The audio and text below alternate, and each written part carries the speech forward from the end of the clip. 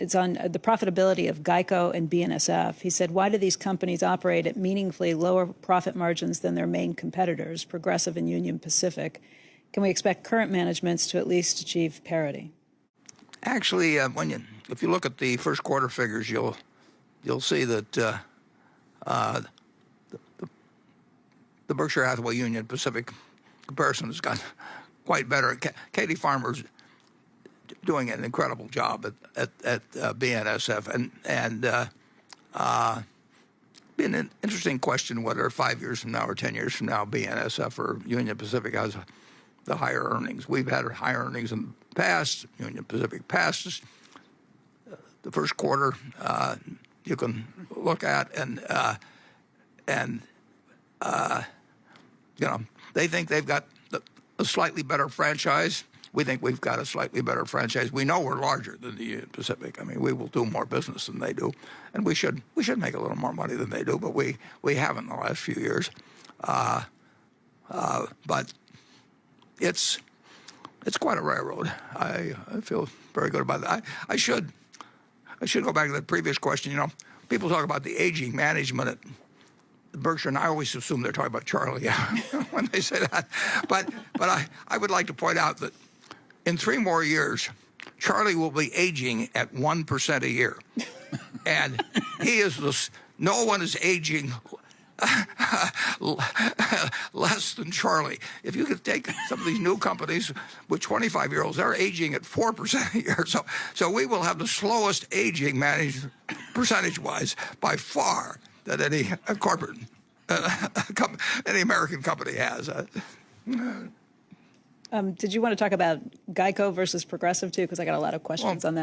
Progressive has had the best operation in recent years in terms of matching rate to risk, and I mean that's what insurance is all about, among other things. But I mean, you have to have the right rate.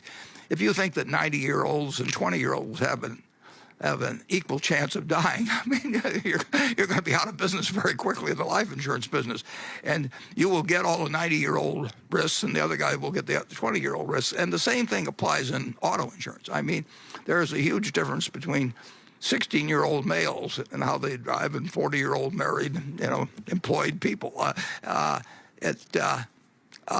So the companies that do the best job of actually having the appropriate rate for every one of their policyholders is going to do very well. And Progressive has done a very good job on that. And we're doing a much better job on that already. But Todd Plums has gone there, and it's a very interesting business. Both Progressive and GEICO were started in the 30s. I believe I'm right about Progressive on that, and we were started in 36.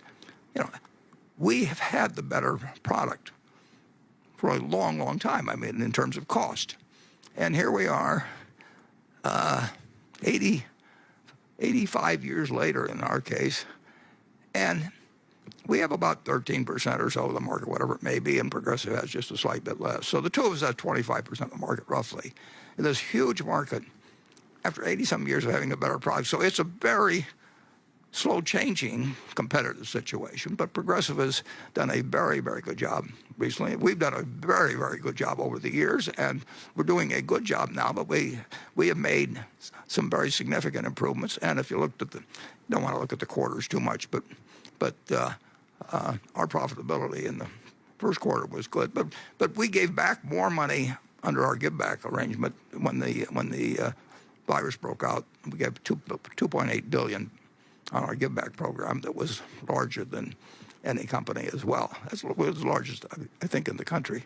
And GEICO and Progressive are both going to do very well in the future. And actually, the Union Pacific and BNSF are going to do well in the future. It's just, in both cases, we want to do a little bit better than the other guy. There's no question Progressive is a machine. They're very good at what they do, whether it's underwriting, which Warren talked about in terms of matching rate to risk, whether it's handling claims. Having said that, I think GEICO is catching up with Progressive.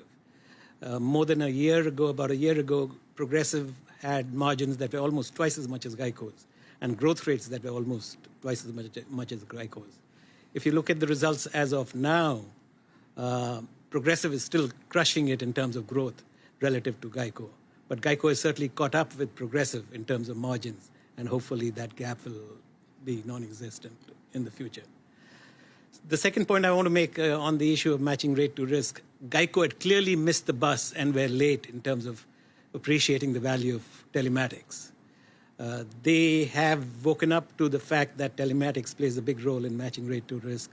They have a number of initiatives, and hopefully they will see the light of day before not too long, and that will allow them to catch up with their competitors in terms of the issue of matching rate to risk. I will predict that 5 years from now, State Farm is still the largest auto insurer, but I will predict that 5 years from now, it's very likely that the top two will be GEICO and Progressive, and in which order we'll see. But both companies are going to do very well, in my opinion. GEICO's done well, extremely well, but Progressive was better at setting the right rate, and we're catching up, I think, fairly fast.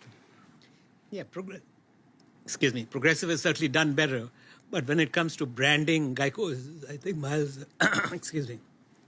miles ahead of Progressive, and in terms of managing expenses as well, I think GEICO does a much better job than anyone else in the industry.